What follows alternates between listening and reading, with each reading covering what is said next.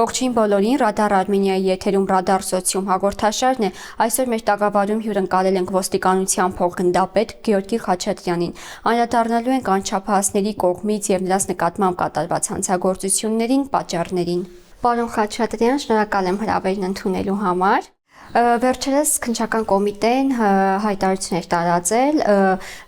անչափահասների կողմից եւ նրանց նկատմամբ կատարված հանցագործությունների վերաբերյալ, որտեղ նշվում էր, որ ավելացել են հանցագործությունները, ինչն է պատճառը։ Շատ լավ, տեսեք, ուրեմն, երբ որ մենք խոսում ենք անչափահասների հանցավորության աճի մասին, շատ լավ է, որ ընդգծեցիք պաշտոնական վիճակագրություն, որովհետև հաճախ այդ ընկալումները տարբեր աղբյուրներից են լինում անչափահասների կողմից հանցավորության աճի ընկալման։ Մի կողմից մենք ունենում ենք պաշտոնական վիճակագրական տվյալներ եւ ունենում ենք իրականությունից կտրված մի այլ իրավիճակ, երբ այդ տեղեկությունները աճի վերաբերյալ հասարակության մոտ ընկալվում են հիմնականում սոցիալական հարթակներից, մեդիատիրույթում տարբեր հրապարակումների մասով։ Ինչն է այստեղ խնդիրը։ Շատ հաճախ նշվում են նման տիպի հրապարակումները կամ որևէ դեպքի, որևէ իրադարձության մասին որոշակի ինչ-որ գրառումներ կամ տարբեր տեսակի տեղեկությունների գեներացումներ ստեղծում են տպավորություն հասարակության մոտ, որ անչափահասների կողմից այս կամ այն տիպի հանցավորությունը, հանցագործությունը կամ հանցատեսակը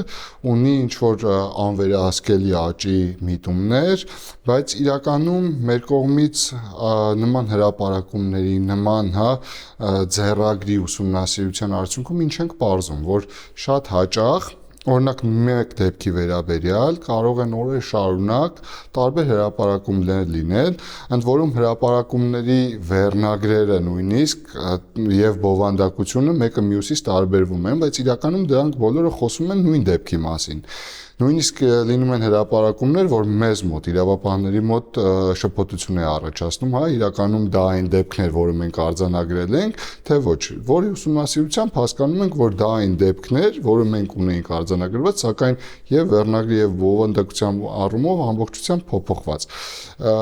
Այն նմանատիպ իրավիճակները հասարակության մոտ առաջացնում են նման ընկալումներ, որ անչափահասների կողմից կատարվող հանցագործությունները պարբերական բնույթ են կրում, դրանք անվերահսկելի են կամ առնվազն դրանց կանխարգելման ուղղությամբ ձեռնարկվող միջոցառումները ոչ արդյունավետ։ Նաև շատ հաճախ են այս առումով անչափահասների մասով վերացական բնույթի հաղորդումները, որոնք չեն պարունակում տեղեկություն կոնկրետ դեպքի, կոնկրետ վայրի, կոնկրետ փաստի մասով, բայց իրենց էությամբ հանցավորության վերաբերյալ հրապարակում են։ Խոսքս հիմնականում վերաբերում է թմրամիջոցներին, օրինակ լինում են գրառումներ, որ դպրոցներում տարածվել են թմրամիջոցների շրջանառությունը, ու նման տիպի գրառումներ, սակայն Բայց կոնկրետ նշված չի։ Ոչ միայն կոնկրետ նշված չի, այս առումով ներքին գործերի նախարարությունը հստակ քաղաքականություն է ձևավորել, որդեգրել, որ նմանատիպ յուրաքանչյուր գրառման հետևից մինչև վերջ մենք գնում ենք։ Այսինքն փորձում ենք կապ հաստատել գրառում իրականացրած անձի հետ, մանրամասներ ճշտել, որևէ իրավիճակ, որևէ դեպք, որևէ այլ մանրամասնություններ, որը կարա որևէ մի փոքր փաստահինություն ունենալ։ Արդյունքում մենք նման իրավիճակներում ունեցել ենք 0% փաստահինություն հրապարակումների վերաբերյալ։ Այսինքն հայտարարությունները եղել են, որ կեղծ են եղել։ Ոչ միայն կեղծ են եղել, նման մեկնաբանությունները հաճախակի են եղել, լսելով եմ իրականացրել, նման խոսակցություն կար, հանդիպել եմ այլ գրառման, փորձել եմ ես էլ նմանատիպ գրառում իրականացնել, բայց փաստահենության առումով 0% փաստահենություն, որը նույնիսկ 1%, մի չնչին թել կարող էր մեզ ուղղորդել, որ կա իրականում նման բան։ Դուք նշեցիք թմրանյութերի շրջանառությունը, բայց որ տեսակի հանցագործություններն են անչափահասների շրջանում տարածված։ տեսեք, վերադառնալով արդեն պաշտոնական, վիճակագրական տվյալներին, մենք առաջին հերթին շատ կարևոր է արձանագրենք, որ մենք անչափահասների հանցավորության մտահոգիչ աճ չունենք։ Ունենք աճ, բայց այդ աճը որոշակի առումով նաև պայմանավորված է օրենսդրական փոփոխությունների հետ, մասնավորապես 2025 թվականի հուլիս ամսին քրեական օրենսգրքում կատարվել են համապատասխան լրացումներ եւ փոփոխություններ, որի հետևանքով քրորի 344-րդ հոդվածը լրամշակվել է եւ սահմանվել է, որ տրանսպորտային միջոց վարելու իրավունք չունեցող անձի կողմից տրանսպորտային միջոց վարելը, դրա համար նախատեսված պատասխանատվությունից հետո կրկին անգամ 1 տարվա ընթացքում կատարելու համար արարքը նախատեսվել է արդեն իսկ այլևս քրեական օրենսգրքով։ Հետևաբար, բնականաբար այս հոդվածի քրեականացումը իր հետ միասին որոշակի աճ է բերել, անչափահասների կողմից կատարվող հանցավորության կառուցվածքում։ Սակայն շատ կարևոր է այստեղ արձանագրել, որ մենք նշված փոփոխությանը գնացել ենք գիտակցումով, որ սա իր հետ բերելու է որոշակի աճ, անչափահասների կողմից կատարված հանցավորություն, բայց մյուս կողմից նաև այլ գիտակցում ենք ունեցել, որ սրա հետ մեկտեղ մենք նաև ունենալու ենք ավելի անվտանգ հանրային միջավայր, որովհետև իրականում այս դրսևորումները նախկինում եւս եղել են, սակայն քանի որ քրեաիրավական որակում չի ունեցել նշված արարքը, հետևաբար որևէ կերպ ամրագրում կամ որպես դեպք չի արձանագրվել։ Եվ այս առումով հիմնական մասը հենց անչափահասների կողմից կատարվող հանցավորության տրանսպորտային միջոցներն առանց վարելու իրավունքի, դրանք վարելն է, ընդ որում դրա երկրորդ մասը նախատեսում է, որ նաև ոչ սթափ վիճակում միաժամանակ տրանսպորտային միջոց վարելու իրավունք չունենալը եւ նաև դրա հետ մեկտեղ ոչ սթափ վիճակում լինելը որոշակի մաս են կազմում, անչափահասների կողմից կատարվող հանցագործություններում մարմնական տարբեր աշճանի վնասվածքներ պատճառելը եւ գողության դեպքերը, բայց սրա հետ մեկտեղ մենք պետք է արձանագրենք, որ 2025 եւ 24 թվականների համեմատական վերլուծությունների արդյունքում մենք մի շարք մտահոգիչ հանցատեսակներով ունենք զգալի նվազումներ։ Խոսքը sense տարբեր աշճանի մարմնական վնասվածք պատճառելու դեպքերի, գողության դեպքերի մասին է խոսքը, նաև թմրանյութի շրջանառությունը էական նվազում չունենք, ունենք 1 դեպքով նվազում 2024-ին, բայց առնվազն նույնիսկ 1 դեպքի նվազումը պետք է արձանագրել որպես հաջողություն, քանի որ ըստ էության թիվն էլ այդպես մեծ չէր, 2024 թվականին ունենք ապօրինի թմրամիջոցների շրջանառության 7, 2025 թվականին 6 դեպք։ Իմ կողմից նշված թվերը նույնպես իմ կարծիքով փաստում են այն մասին, որ մենք անչափահասների շրջանում, թմրամիջոցների ապօրինի շրջանառության տարածվածություն առնվազն չունենք։ Իհարկե, սա չէ մեր համար ցանկալի արդյունքը, որովհետև եթե նույնիսկ մենք ունենք նվազում, բայց ունենք արձանագրված 0 թվից բարձր թիվ, նշանակում է մենք դեռևս ունենք անելիքներ այսօր։ Իսկ որ տարիքային խմբերն են հիմնականում թիրախավորված հանցագործությունների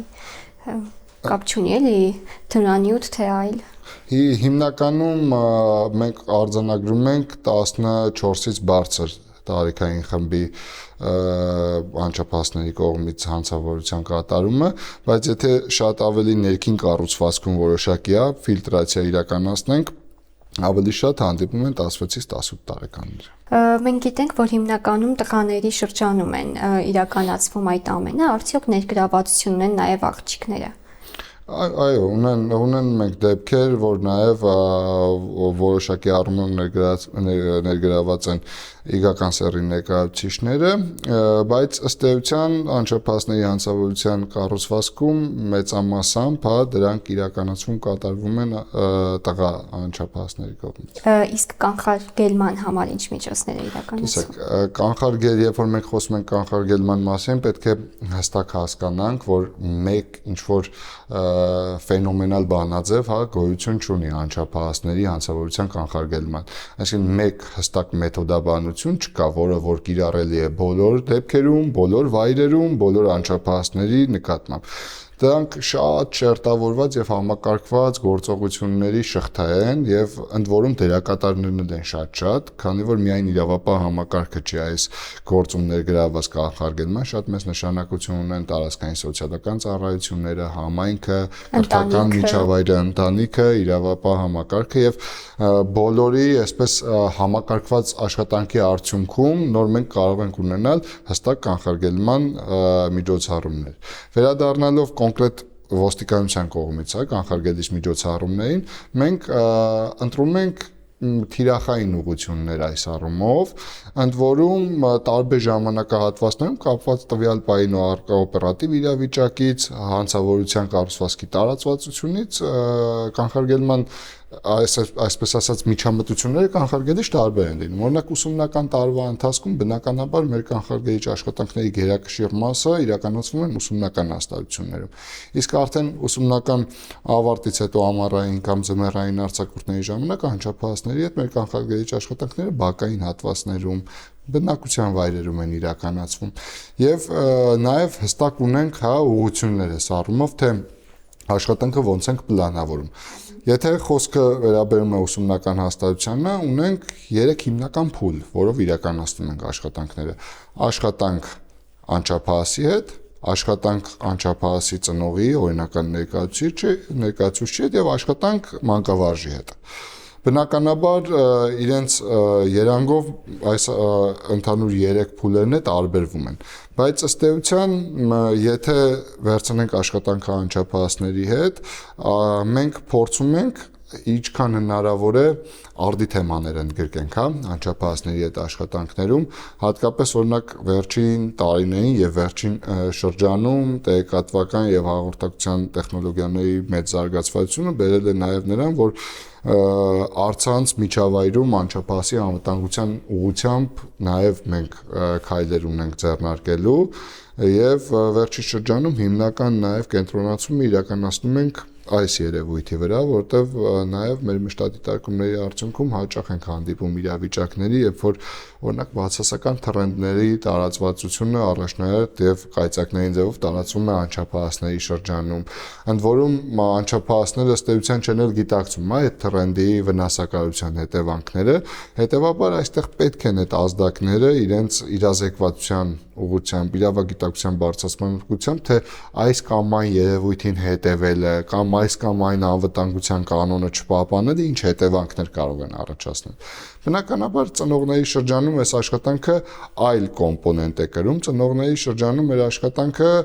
կրում է հետևյալ բնույթը, երբ որ մենք մշտապես հորդորներ ենք իրականացնում, օրինակ վերահսկելի դարձնել իրենց երեխաների վարքային փոփոխությունները, ժամանակ առ ժամանակ օրինակ հետաքրքրվել առցանց միջավայրում հետաքրքրության կոնտենտը, ինչ կոնտենտ է գեներացնում իր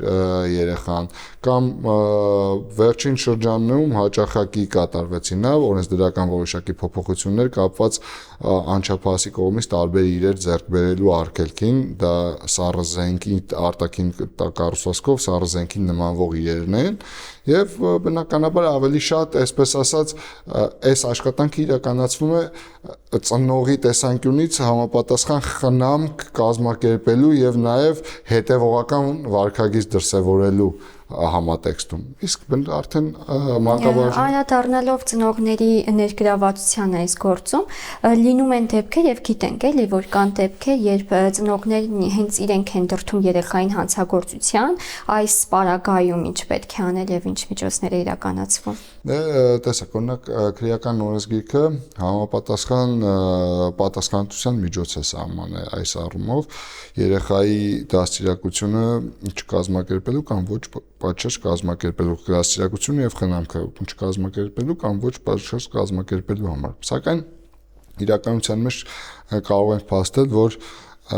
շատ քիչ են այն դեպքերը, որ եթե մենք խոսում ենք իհարկե ծնողի կողմից անչափահասին հանցագործության մեջ ներգրավելու, գործընթացի, եթե ազդեցությունը դիտարկենք որպես այս համատեքստում։ Շատ քիչ են արձանագրում ենք բազմաթիվ մտահոգիչ իրավիճակներ, որ ծնողի կողմից անչափահասին ուղղորդում են կամ առնվազն իր ազդեցությունը օգտագործում եւ ներգրավում են հակասոցիալական դրսևորումներին, օրինակ մուրացկանությամբ զբաղվելու կամ չգիտեմ, տարբեր իրեր, իրերի առարկաների վաճառքով զբաղվելու, հատկապես օրինակ մարզային եւ գյուղական բնակավայրերում անասնապահությունը կրթությունից է վերդասելու եւ երեխաներին անասնապահական կամ գյուղատնտեսական ինչ-որ գործերում ընդգրկելու նման դեպքեր արձանագրում ենք, բայց կոնկրետ հանցագործության տեսակ, որ ծնողը կդրթի կամ կներգրավի երեխային, շատ հազվադեպ հանդիպող երևույթ է։ Իսկ ճիշտ է ասացիք հազվադեպ հանդիպող, բայց այդ դեպքում ինչ են անում։ Այդ դեպքում բնականաբար այստեղ առաջնային համարելով երեխայի լավագույն շահը, հա, նախ շատ այս իրավիճակներում կարևորվում համայնքներում գործող, հա, խնամակալության եւ հոգեբարձության մարմնի դերը, քանի որ նշված մարմնի միջոցով առաջնահերթ պետք է իրականացնենք սահմանված կարիքի գնահատում, հասկանալու համար այո անչափահասի վրա ինչպիսի ազդեցություն են ունեցել այս կոմպոնենտը կամ ինչ միջամտություն է եղել, խնամքը, երեխայի նկատմամբ հնարավոր բռնությունը, որը կարող է զուգորդվել օրինակ որևէ process-ի մեջ ներգրավել, կարող է զուգորդվել հոգեբանական, ֆիզիկական կամ այլ տիպի բռնություններով եւ այս առումով միանշանակ հետագա երեխայի լավագույն շահից ելնելով նախ առաջնահերթ երեխայի հետագա խնամքը արդեն կազմակերպվում է համապատասխան խնամատար կազմակերպություններում, ԽՄԷ-ի համապատասխան որոշման հիման վրա երեխային այդ ընտանիքից, այսպես ասած, վերցնում ենք եւ հետագա խնամքը կազմակերպում ենք այստեղ։ Իսկ բնականաբար ծնողի պարագայում արդեն օրենքով սահմանված պատասխանատվություն է վերահասնում անչափահասին հանցավոր խմբում կամ հանցագործության մեջ ներգրավելու համար։ Իսկ որ տարածաշրջանն է այս առումով առաջատարը, որտեղ են ավելի շատ հանցագործություններ լինում։ Դե բնականաբար բնակության խտության, բնակության քանակով եւ ենթակառուցվածքների քանակով ավելի շատ Երևան քաղաքն է, ընդհանուր առմամբ գրեթե բոլոր հանցատեսակներով եւ բնականաբար այս առումով առանձնահատուկ չէ նաեւ անչափահասների կողմից կատարված հանցագործությունները, Երևան քաղաքը բնականաբար ավելի շատ է։ Անդրադառնանք պատժամիջոցներին, ինչ պատժամիջոցներ են կիրառվում անչափահասների։ Տեսեք, պատժամիջոցները ըստ էության իրավապահ մարմինը չի կիրառում, պատժամիջոցները դատարաններն են կիրառում եւ անչափահասի պատժատեսակները, հա, անչափահասի նկատմամբ կիրառվող պատժատեսակները սահմանված են նաեւ քրեական օրենսգրքում որոշակի առանձնահատկություններով։ Այստեղ մենք ավելի շատ կենտրոնանում ենք ոչ թե անչափահասին պատժի ենթարկելու, հա, process-ին, որովհետև եթե մենք խոսում ենք պատժի մասին, ըստ էության դա ռեակցիա է հետևանքին։ Բայց մենք մեր քաղաքականությունը, մեր մեթոդաբանությունը, մեր աշխատելաոճն ու աշխատելակարգը ձևավորում ենք կանխարգելման համատեքստում, այսինքն երբ որ չի առաջացել դեռևս այդ հետևանքը։ Իսկ նախազգուշացման համար նախազգուշացումը մի փոքր մեր process-ից է չտեղավորվող, այսպես ասած, խոսույթ է, մենք ունենք կանխարգելիչ հաշվառման ընթացակարգ անչափահասի։ Կառավարության որոշմամբ սահմանված են որոշակի իրավիճակներ, որոնք թույլ են տալիս ոստիկանությանը 12 տարին լրացած անչափահասի նկատմամբ իրականացնելու կանխարգելիչ հաշվառումներ։ Նորից գալով իմ նախորդ պատասխանին, այսինքն հիմքում ունենալով կանխարգելման, հա, տրամաբանությունը, մենք այստեղ հաշվառման ենք վերցնում այն ռիսկային եւ խոցելի իրավիճակում հայտնված երեխաներին, որոնց ռիսկը մեծ է դեպի հակաիրավական եւ հակասոցիալական վարքագիծ գնալ։ Օրինակ, այդպիսին են 1 տարվա ընթացքում 2 եւ ավելի անգամ ինքնական բնակությունը լքած, հա, երեխաները, 1 տարվա ընթացքում 2 եւ ավելի վարչական իրավախախտում թույլ տված երեխաները, քրեական օրենսգրքով սահմանված մեղադրանք առաջադրված անչափահասներին, նույնիսկ այս պարագայում ճիշտ է, մեղադրանք առաջադրել դեռևս չի խոսում, անձի, այսպես ասած, մեղավոր լինելու փաստի մասին, սա ընդհանրապես վարկածային համատեքստում, բայց առնվազն այն, որ որևէ հանցատեսակով անչափահաս աչքի է ընկել, ներգրավել է քրեական վարույթում նաև որպես մեղադրյալ, արդեն սա նշանակում է, որտեղ այստեղ իրավապահ մարմինը ունի կանխարգելիչ աշխատանք իրականացնելու լուրջ տարածություն։ Եվ բնականաբար այս առումով եւ որոշակի այլ կատեգորիաներ եւս սահմանված են, ընդ որում նշված որոշումով մենք համապատասխան կանխարգելիչ հաշվառում ենք իրականացում ոչ միայն անչափահասի, այլ նաև անչափահասի վրա բացասական ազդեցություն ունեցող ծնողին։ Իսկ ինչ եք կարծում, պետք է արդյոք խստացնել պատիժները, որպեսզի անչափահասները շատ չներգրավվեն, վախից ելնելով, թե դա խնդիրն ավելի կարող է խորացնել։ Տեսեք, առնվազն գոնե ներկա պահին մենք ներքին գործերի նախարարությունը անչափահասների նկատմամբ պատժի խստացման օրակարգ չունի եւ ներկայումս չենք քննարկում պատժի խստացման օրակարգը, քանի որ ինչպես ես նշեցի արդեն, մենք չունենք անչափահասների կողմից հանցավորության աճին մտահոգիչ աճը, որը մեզ թույլ կտա նաև ըստ էության այստեղ պատիժները խստացնելու որոշակի ինչ-որ պրոցեսներ նույնիսկ քննարկել։ Եվ իմ համոզմամբ ըստ էության պատժի խստացումը դա կանխարգելման գործիք չէ։ Այստեղ առնվազն կարող ենք արձանագրել, որ շոշափելի արդյունք պատժի խստացման տեսանկյունից չենք ունենալու։ Հետևաբար այստեղ ավելի շատ մենք պիտի մեր ուշադրությունը կենտրոնացնենք կանխարգելման մեր հմտությունների ու կարողությունների զարգացման վրա, բերելու այն միջազգային լավագույն փորձը կանխարգելման տեսանկյունից, իրականացնելու համապատասխան վերապատրաստումներ, դասընթացներ նաև իրավապահ մարմնի շրջանում այդ կանխարգելման հմտությունների ու կարողությունների զարգացման ուղղությամբ։ Եվ վերջապես ինչ եք կարծում, այս խնդիրները հիմնականում լինում են ընտանիքի ոչ ճիշտ հսկողությունից, չգիտեմ, ավելի շատ փողոցային բարքերից, որտեղ ավելի պետք է հսկողություն ժեղացնել։ Միանշանակ որևէ, ասած ճակերտավոր մեղավոր փնտրել, կարծում եմ սխալ է, այստեղ բոլորը իրենց դերակատարում ունեն, իհարկե մեծ նշանակություն ունի ընտանիքը, խնամքը, մեծ նշանակություն ունի ուսումնական հաստատությունը, մեծ նշանակություն ունի նաև իրավապահ համակարգը, բայց որպես կանոն մեր ուսումնասիրությունները բերում են նրան, որ անչափահասների կողմից հանցավորության շարժընթաց նկատում ենք այն դեպքում, երբ չկան համապատասխան սոցիալական պայմաններ, ընդ որում սոցիալական պայմանները ոչ միայն առարկայական պայմանների մասին է խոսքը, օրինակ, չգիտեմ, բնակարան կամ տրանսպորտային միջոց կամ եւ այլն, այլ առհասարակ մշակութային առումով նույնիսկ սոցիալական պայմաններ, երբ որ օրինակ չի խրախուսվում անչափահասի կողմից որևէ իրադարձություն, որևէ միջադեպ ոստիկանությանը հաղորդելու, ոստիկանությանը դիմելու այս մշակույթը չի խրախուսվում, օրինակ, եթե իմ անչափահաս երեխան չի, հետևաբար ես ոչինչ չունեմ անելու, այս տրամաբանությունը ավելի ոչ թե չի խրախուսվում, այլ խրախուսվում է նման տրամաբանությունը, բնականաբար այս իրավիճակում մենք ունենում ենք անչափահասի կողմից որոշակի հանցավոր դրսևորում կամ որևէ հակասոցիալական դրսևորում եւ հետեւաբար կարծում եմ այստեղ այդ համապատասխան մշակույթի ձևավորման համար պատասխանատու է ինչպես ընտանիքը, այնպես էլ բոլոր այն պետական մարմինները, որոնք այս կամ այն չափով դերակատարում ունեն անչափահասների հետ տարվող աշխատանքներում։ Իսկ այդ մշակույթից խոսեցինք, ոստիկանություն դիմելը ամոթ է, ըստ ձեզ այդ մշակույթը մեր հասարակության մեջ շատ է խորացված։ Ցավոք սրտի դեռևս որոշակի առումով, ունենք ոչ թե ամոթ է իրավիճակն է, ավելի շատ կարող ենք արձանագրել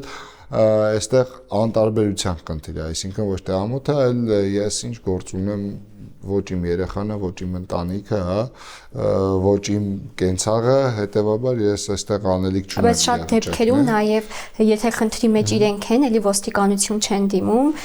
ինչ որ կարծրատիպերից ելնելով։ Այո, նաև կա այդ մշակույթն է կա, որ ոստիկանությանը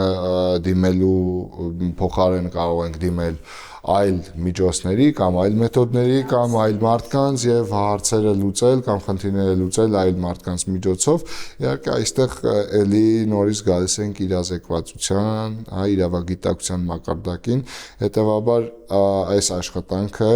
մեծ նշանակություն ունի։ Հիմա եթե սենց առանց որևէ մեկնաբանության ասենք օրինակ անչափահասների հանցավորության կանխարգելման ուղղությամբ մենք պետք է հասարակության շրջանում իրականացնենք մշակութային փոփոխության, լայնածավալ իրազեկման գործընթացներ, միգուցե տրամաբանական չհնչի, ասենք անչափահասների հանցավորությունն ու հասարակության մեջ իրազեկվածության լայն տարածումը ինչ ընդհանուր կապ ունի, բայց իրականում երբ որ սկսում ես ուսումնասիրել, վերլուծել, պատճառները, պայմանները հասկանում ես, որ այո, այդ մշակույթի ձևավորումը շատ մեծ նշանակություն ունի, ընդհանուր ոչ միայն անչափահասների հանցավորության, այլ բոլոր տեսակի հանցավորության կանխարգելման համար։ Պարոն Խաչատրյան, շնորհակալ եմ զրույցի համար։ Ես եմ շնորհակալ։ Այսօրվա համար այսքանն էր, հիշեցնեմ մեր հյուրն էր փոխգնդապետ Գեորգի Խաչատրյանը։